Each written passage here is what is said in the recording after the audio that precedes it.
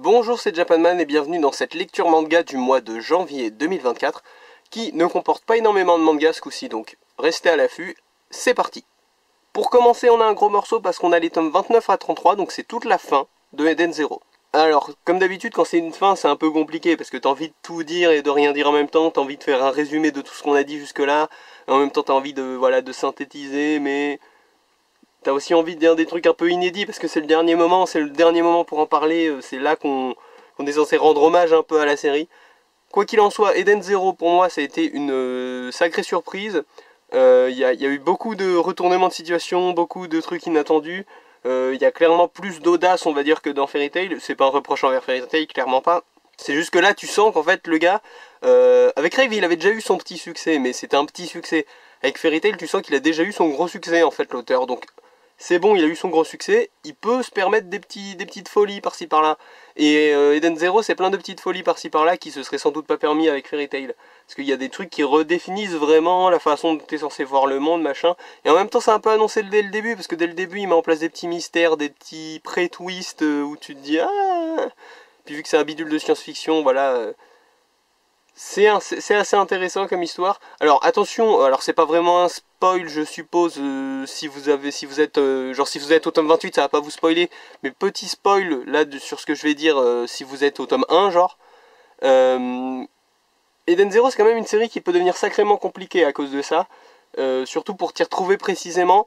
Pourquoi? Parce que vers la fin du manga on se retrouve dans une situation où, alors je rentre pas dans les détails encore une fois, c'est vraiment un spoil si vous n'êtes pas très loin dans l'histoire. Mais il y a un moment où en fait tu te retrouves avec des histoires de voyage dans le temps, dans des histoires de voyage dans le temps, et des histoires de dimensions parallèles dans des histoires de dimensions parallèles en même temps. Donc si tu sais plus trop dans quelle dimension parallèle t'es et dans quel voyage dans le temps t'es, les deux en même temps, voilà, je suis persuadé que si tu scrutes tout ce qui se passe dans Eden Zero en ayant en tête la fin, et en essayant de faire une vraie chronologie interdimensionnello-temporelle, il y a peut-être moyen de trouver que ça n'a aucun sens, vous voyez ce que je veux dire? Tellement ça devient complexe au bout d'un moment, et ce que je veux dire c'est que je me suis pas posé pour voir si en fait tous les trucs avaient du sens.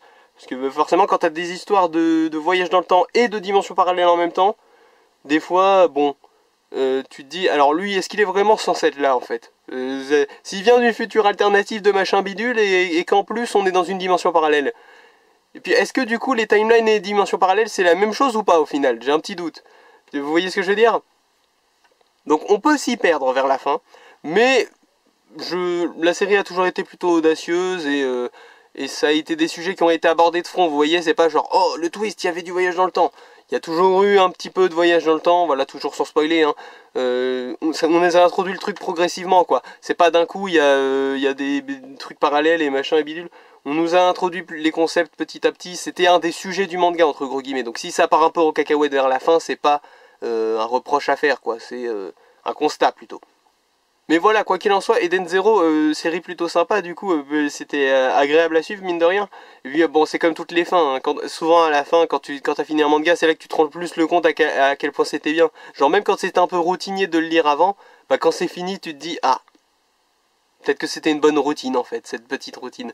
Donc, là, pareil, là, j'ai envie de dire, Eden Zero, quand c'est fini, c'est le moment où tu te dis le plus, ah, c'est triste que ce soit fini, en fait.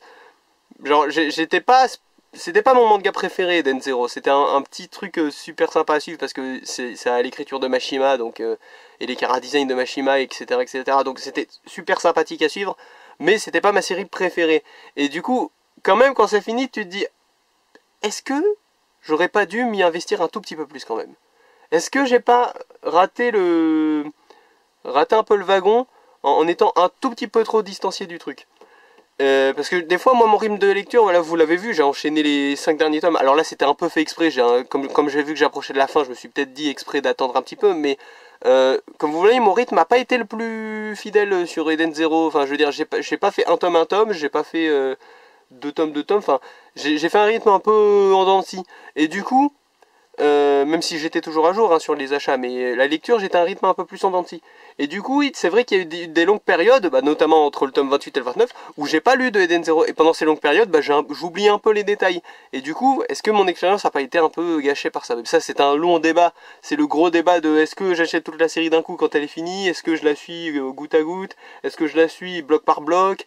Est-ce que... Voilà, ça c'est un gros débat que tous les lecteurs de manga ont dans leur tête à un moment ou un autre. À comment je lis la série. Et bon, là...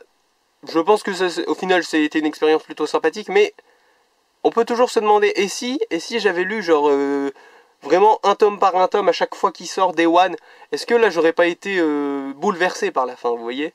Et à contrario, est-ce que si j'avais attendu que tout sorte et que j'avais tout lu d'un coup, j'aurais pas été encore plus bouleversé tellement j'étais à fond dedans?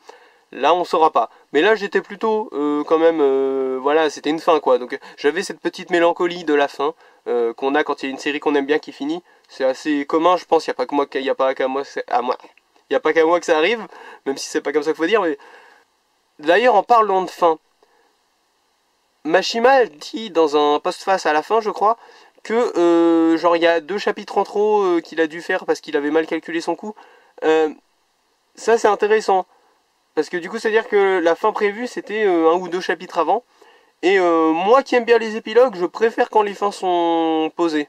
Vous voyez, donc là, ces 2 chapitres en plus, là, moi, ça me va. Parce que moi je suis un fan d'épilogue. C'est moi, quand j'attends la fin d'un manga, ce que j'attends en réalité, c'est l'épilogue. Moi, je veux un aperçu du Boruto de la série en admettant dans cette métaphore que la série soit Naruto. Vous voyez ce que je veux dire? En plus j'ai même pas fini Naruto, hein. C'est vraiment juste pour l'exemple. Moi je veux voir un aperçu du Boruto à la fin d'une grosse série comme ça. Vous voyez ce que je veux dire? Je veux voir tous nos persos préférés dans leur routine d'après la série. S'ils sont mariés, je veux voir avec qui. S'ils ont des enfants, je veux entreapercevoir leur tête. Vous voyez? Donc moi je veux le Boruto après chaque série. Du coup les épilogues pour moi c'est le trésor de fin quoi. C'est le truc que je veux le plus à chaque fois. Et là, on en a un petit, ouais, on a un début d'épilogue, quoi. C'est un bon compromis. Mais du coup, c'est un compromis qui n'était pas volontaire de la part de l'auteur, parce que voilà, comme il a mal calculé son coût, et apparemment, il voulait arrêter 1 ou 2 chapitres avant. Donc bon. Mais au moins, moi, j'ai eu mon truc. Moi, je suis toujours pour un peu plus, hein, de toute façon. Mais, ouais. Après, c'est comme toutes les fins, il y a toujours un petit truc où tu te dis... ah, c'était vraiment... Ça c'était vraiment le bon choix à faire. Pas au niveau de ce qui se passe à la fin, mais vraiment au niveau de... Ah, c'est difficile à expliquer sans rien spoiler, parce que pour donner des exemples, il faudrait que je spoil aussi. Vous voyez, quand t'as à la toute fin d'une série qui a une fin plutôt classique, plutôt cohérente, on va dire, ils battent le méchant, machin, il se passe des trucs, happy end, voilà.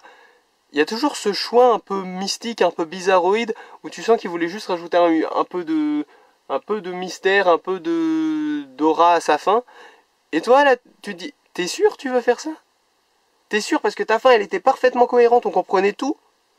Tu veux rajouter ce petit truc un peu ambigu à la fin? Qui, du coup, pose des questions sans donner de réponse jamais? Je sais qu'il y a des gens qui adorent ça, qui adorent ce côté... ouais, c'est à nous de nous faire notre propre imagination sur la fin, machin. Moi, ces cas-là où c'est un peu... où il y a un petit détail ambigu, là, comme ça, où tu te dis, qu'est-ce que ça veut dire? Est-ce que j'ai raté un truc? Puis t'as des gens sur internet forcément qui sont en mode, qui sont aussi en mode, je suis pas sûr d'avoir compris là, vous pensez que ça veut dire quoi? Et personne ne sait, personne n'a la réponse. Mais t'as aussi des gens qui sont affirmatifs qu'ils ont la réponse et qui sont en mode, non, ça veut dire ça, point, c'est tout, c'est moi qui ai dit, c'est point, c'est ça qu'il voulait dire, c'est évident, évident. Tu n'as pas lu le manga. Bah si, j'ai lu le manga, mais il a fait exprès de ne pas expliquer là. Donc tant qu'il explique pas, on peut pas savoir si ce que tu dis est vrai, ça reste une théorie.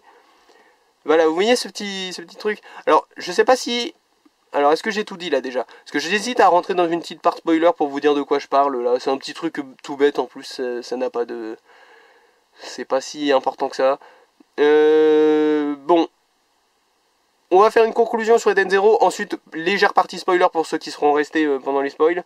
Et ensuite, on passe au manga suivant, je pense. Du coup, Eden Zero, au final, ça sera pas un manga du cœur, je pense, comme Fairy Tail, enfin, voilà, au sens comme Fairy Tail, mais ça sera quand même un manga très sympa. Je pense que ça m'a marqué en bien. Je suis, alors pressé, c'est peut-être un grand mot vu que j'ai fini la série il y a pas longtemps du coup, mais je suis quand même assez impatient de revivre tout ça en animé, parce que moi j'essaie de faire un support et puis longtemps après le deuxième pour me revivre ça un peu en mode nostalgique. Donc, dans quelques années, me connaissant même beaucoup d'années, parce que je suis du genre à vraiment attendre le plus longtemps possible pour maximiser l'oubli de ce que j'ai lu pour vivre en animé. Donc, dans beaucoup d'années, je me reverrai sans doute l'animé avec plaisir. Donc du coup, j'espère que l'animé ira jusqu'à sa fin, parce que je crois qu'il n'y a que 2 saisons pour l'instant. Quoi qu'il en soit, voilà, Eden Zero, pas la série absolue du cœur, mais une très bonne série que j'ai vraiment apprécié suivre. Si on revoit ces personnages dans un spin-off, dans un machin, il y a un jeu qui avait été annoncé, je crois. Bah, si par exemple ce jeu, j'arrive à mettre la main dessus pas trop cher, bah parfait. Voilà, Eden Zero, une série pleine de surprises qui a su quand même me faire passer des bons moments et qui a toujours la patte de Mashima, donc il y avait déjà ça de bien. Et tout le reste n'a pas trop déçu. Voilà, donc ça c'était pour la petite conclusion. Si vous ne voulez pas être spoilé le mini détail que je ne pouvais pas divulguer sur la fin, je vous invite à partir au manga suivant. Si vous pouvez être spoilé ou que vous avez déjà lu, bah vous restez là pendant les quelques minutes qui suivent et puis je vous explique de quoi je parlais. En fait, à la fin, on est d'accord que sur la planète Terre ressuscitée... Ah oui, attendez. Non, je vais quand même... Parce que je me dis qu'il y a peut-être des gens qui sont pas, qui veulent bien être spoilés, mais qui n'ont pas lu la fin pour autant. Donc la fin vite fait. Alors à la fin... en gros, Mother, c'était la Terre. Et la Terre a été réparée, entre guillemets. Ils ont fait revenir la Terre à son état de Terre, genre comme notre planète à nous, quoi. Mais ils l'ont sauvée écologiquement. Du coup... la Terre redevient prospère et en gros, pendant que les gens d'Eden Zero là, sont dans l'espace en train de faire leur vie, il y a notre planète qui est notre planète à nous, quoi, qui est là. Et du coup, sur cette planète, ben, on voit quoi? On voit qu'il y a genre un Shiki, le héros. Ce qui ça est logique, parce que Shiki existe sur cette planète en fait. Ouais, parce que encore une fois, si vous n'avez pas lu, on apprend qu'en fait Shiki est originaire de la Terre et qu'il a été sauvé, parce qu'à un moment le croque-mitant y était passé, donc du coup la Terre était de nouveau accessible, et il y a le robot, il a pris Shiki et il est reparti. Voilà, donc en gros Shiki vient de la Terre. Donc le fait qu'il y ait un deuxième Shiki sur Terre, c'est logique. Et ce Shiki va à l'école, et il croise une Rebecca. Alors là déjà, moins logique. Pourquoi il y a Rebecca? Qu'est-ce qu'elle fait là? Mais on peut imaginer que c'est un délire de cycle et machin, et puis voilà, allez, le croque-mitant, il a fait des trucs, allez, on va dire que c'est symbolique. Il y a la deuxième Rebecca. Et elle a une petite sœur qui est genre une Pinot. Et bon là tu te dis, bon allez, tu sais quoi, pourquoi pas Pinot, pourquoi pas? Parce que Pinot elle est genre elle voulait devenir une vraie petite fille, ou comme Pinocchio quoi, donc bon ok. Ok, Pinot, elle s'est ressuscitée en humaine sur Terre avec le premier Shiki. Pourquoi pas, c'est aussi un peu symbolique, c'est un peu... Voilà, en plus, on sait pas comment ça marche, les robots en humain. Bon, ok. Déjà là, c'est pas très logique, mais symbolique de fin, tu te dis... Allez, je laisse passer, on va dire qu'ils sont réincarnés, j'en sais rien, je sais pas comment ça s'est passé pour eux, vu que on sait pas trop encore.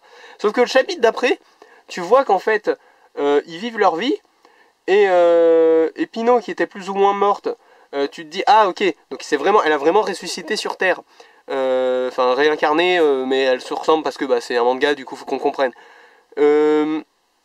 Sauf que non,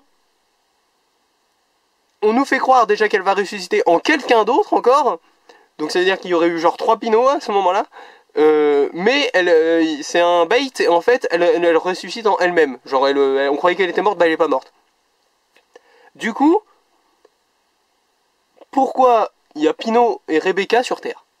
Pourquoi il y a d'autres Pinot et Rebecca sur Terre? Ça n'a pas de sens. Et ça, c'est le genre de petit truc que...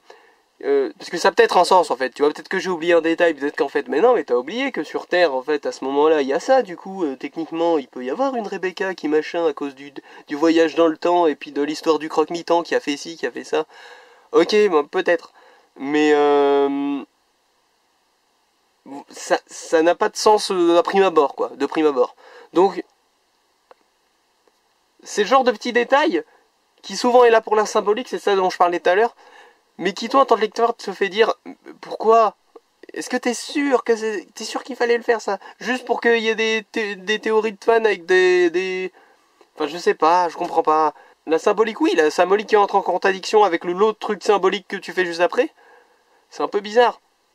Parce que encore à la rigueur, s'il n'y avait pas l'histoire du Shiki de la Terre, le bébé Shiki de la Terre, on aurait pu se dire encore que ça se passe genre 10 000 ans dans le futur et que du coup c'est vraiment leur réincarnation.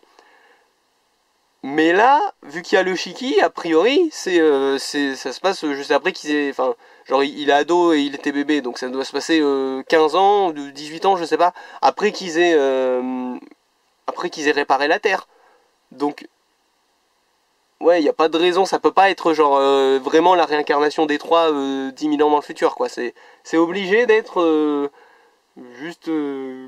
voilà, la génétique, le hasard de la génétique de cette planète a fait que, en plus d'un Shiki qui lui est légitimement là, il y a une Rebecca et il y a une Pino. Et qu'en plus Rebecca et Pino sont de la même famille. C'est gros quand même. Voilà, donc c'est ça mon petit problème. Mais vous voyez, c'est pas un truc que je reproche fondamentalement, parce que je sais que c'est un délire symbolique que tu mets à la fin, que les auteurs aiment bien faire ce genre de truc, et qui en plus rajoutent un peu de mystère, un peu de ah, quoi, comment que ça marche. Et t'as les fans les plus assidus qui vraiment peuvent t'expliquer la timeline des timelines, si vous voyez ce que je veux dire, qui eux sont sans doute partis dans une théorie très très poussée et très très cohérente, comme quoi en fait ça a du sens. Mais voilà, moi je peux pas m'empêcher de me dire, t'as voulu faire un petit effet de style symbolique sur la fin, mais ça n'a pas de sens. Et ça c'est dommage. Donc voilà, après on peut peut-être mettre ça sur le compte qu'à la base, voilà, le chapitre ensuite où t'as Pino qui ressuscite, mais en robot, machin. Peut-être que c'était le chapitre qu'il voulait pas faire à la base, donc peut-être qu'on peut mettre ça sur ce compte-là, mais moi je préfère la fin avec Pino. Donc, personnellement, le truc qui me fait tiquer, c'est cette partie-là. D'autant que même si t'admets que c'est juste des résurrections, machin, et que ça a du sens, faut quand même expliquer les résurrections. Vous voyez ce que je veux dire? C'est pas un truc commun dans cet univers de ce qu'on a vu, les résurrections. Ça a l'air possible, visiblement, mais... Enfin, les résurrections, les réincarnations, je voulais dire, pardon. Donc bon, voilà. C'est tout un tas de trucs qui se mélangent à la fin. C'était pas pour cracher sur Eden Zero à la fin, je l'ai dit à la fin, bien sûr, parce que pour pas spoiler les gens qui voulaient pas être spoilés. Encore une fois, série très cool, j'ai beaucoup aimé, toujours quand c'est une fin ça rend un peu triste. Eden Zero, au revoir et merci pour cette super histoire. Ensuite, World's End Harem Afterworld, tome 17, donc la partie 2 de World's End Harem mais qui a la même numérotation. C'est pas loin d'être la fin, il me semble, je crois qu'il reste 1 ou 2 tomes avant la fin. Et pour le coup, l'histoire avance pas mal. On a beaucoup d'avancées sur l'intrigue de pourquoi il y a le virus. Bah, on sait pourquoi il y a le virus en fait. Genre si vous avez lu les 2 premiers tomes, vous vous êtes dit bon, j'arrête, mais je suis curieux de savoir pourquoi il y a le virus. Dans ce tome 17, on nous dit d'où vient le virus, texto. Donc on sait. Et, je spoil pas, mais c'est vrai que c'est peut-être un peu décevant, un peu banal. J'ai envie de dire, c'était une théorie assez plausible, mais banale, quoi. C'est pas les extraterrestres, quoi, si vous voulez. Moi, ça m'aurait fait rire, les extraterrestres. Mais bon. Du coup, dans ce tome-là, on a une grosse avancée, comme j'ai dit, du scénario. Et aussi, ça crée du développement pour un personnage auquel j'étais pas vraiment attaché jusqu'ici. Je vous dis pas lequel pour pas spoiler encore une fois, mais intéressant d'avoir pris cette approche-là. Du coup, maintenant on en sait plus, ça se voit que la fin elle approche, mais j'ai encore des difficultés à voir un truc. Parce que cet tome du coup est très centré sur l'avancée de l'intrigue de la première partie, entre guillemets. Vous voyez, l'intrigue avec le virus, avec pourquoi il y a le virus, et les machins, et les trucs. Mais, au final, quand est-ce que la deuxième partie vient s'imbriquer là-dedans? Vous voyez, parce que quand est-ce que le deuxième protagoniste, là, quand est-ce qu'il rentre dans cette histoire? Parce que pour l'instant, lui, il vit juste sa vie, il vit son Lovina personnel dans son coin, et ça n'a aucun lien avec ce qui se passe. Il y a genre vite fait sa sœur qui travaille pour le premier protagoniste, c'est tout. Genre, à quel moment il va interférer, lui? Est-ce qu'il va sauver le monde? Est-ce qu'il va faire un truc? Alors moi, ça me dérange pas s'il fait rien et que c'était juste un petit bonus en mode comédie romantique pour rallonger un peu la série, hein. Mais niveau sens narratif, ce serait un peu dommage, je pense. Donc, curieux de voir comment ça va se goupiller, d'autant que s'il reste que vraiment qu'un tome, j'ai du mal à envisager le truc, hein. Parce que déjà, rien qu'un tome pour conclure, s'il y avait que la première partie comme enjeu, je me dis que c'est un peu léger, c'est pour ça que je me demande s'il n'y en a pas deux. Mais carrément, un tome pour conclure la série et faire en sorte que le gars de la deuxième partie ait un rôle intéressant, là ça me paraît vraiment complexe. Après, c'est une série qui nous a déjà fait le coup de nous faire croire qu'elle était finie. Donc est-ce qu'il n'y aura pas une troisième partie? Ce sera After World ensuite, on ne sait pas, hein. Voilà. Quoi qu'il en soit, petite série très sympathique. Toujours disclaimer pour ceux qui ne connaîtraient pas et qui juste verraient débarquer ça sur leur écran. C'est un ecchi, donc c'est pas pour tous les publics. Voilà. Moins de 15 ans ou un truc comme ça doit être. Et faut savoir à quoi on s'attend, quoi. Parce que si on n'aime pas les ecchi, forcément, ça va pas nous plaire. Voilà, bon, petite série très sympathique, je suis quand même curieux de voir où ça va, mais on a eu plus de réponses sur les mystères, ce qui est ce que je demandais un peu depuis le début, c'est un peu ça qui m'avait motivé à lire la série au début, donc content de voir quand même qu'ils n'ont pas oublié ce point-là. On peut passer au manga suivant. Le dernier manga de cette vidéo, le tome 4 de Ghost Girl. Alors Ghost Girl, manga très intéressant, enfin il sort du lot en fait ce manga. Alors il n'y a pas de tome les tomes sortent pas hyper souvent et l'histoire avance à son rythme, donc j'aurais du mal à vous dire que je suis méga investi dans l'histoire et que c'est la meilleure histoire de tous les temps parce que j'ai pas tant d'expérience que ça avec cette histoire. Au final, on est qu'au tome 4. Et comme je vous l'ai dit, le rythme de parution un peu lent et le fait que cette histoire avance décemment mais à un rythme cool fait que je suis pas oh mon dieu, cet arc était incroyable. Je suis plutôt toujours en train de me dire à quoi je peux m'attendre pour la suite. Et là du coup, plutôt cool comme série, c'est très sympathique, c'est par l'auteur de Rosario plus Vampire pour ceux qui connaissent, et on ne sait pas si ça se passe dans le même univers, hein, si vous vous posez la question, on n'a pas l'info encore. Ça pourrait, mais on n'a pas l'info. Pour résumer pour les gens qui ne connaîtraient pas, parce que j'en entends pas parler tant que ça de la série Ghost Girl, hein. Ghost Girl c'est l'histoire d'une actrice un peu ratée de série B, qui finit par se lier à un fantôme et à en gros avoir le pouvoir de fusionner avec le fantôme pour devenir Ghost Girl, et c'est une sorte de magical girl un peu mais avec une faux. Et en gros elle affronte des fantômes, mais là c'est parti un peu plus dans les délires un peu cthulhiens, vous voyez, dans les trucs Lovecraftiens. Donc là par exemple la fille que vous voyez là sur l'image c'est Nyarlathotep, je sais pas si je le prononce bien, mais vous voyez de qui je parle. C'est si vous avez des rêves, c'est Nyaruko-san là. Ouais, bon. Il y a peut-être plus sombre comme rêve de Cthulhu, mais moi je connais ça. En tout cas, c'est une série très sympathique. Quand en plus t'as en tête Rosario plus Vampire, tu te dis, il y a moyen que ça parte bien, il y a moyen qu'il se passe des trucs de dingue. Donc voilà, moi franchement le moment où t'as genre Moka qui arrive pour un chapitre, histoire de faire un petit caméo, franchement je suis content. Mais si ça arrive pas, je suis content quand même parce que la série est sympa. En plus moi ça me change un peu parce que c'est une série, vous voyez, sur le spectre des...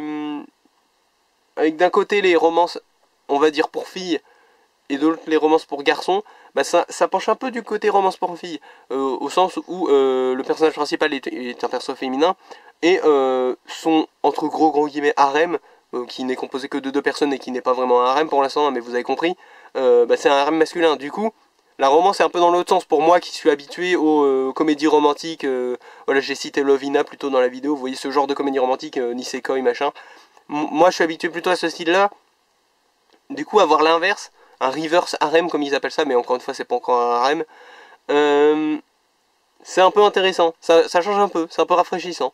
Donc voilà, sympa, petite série cool.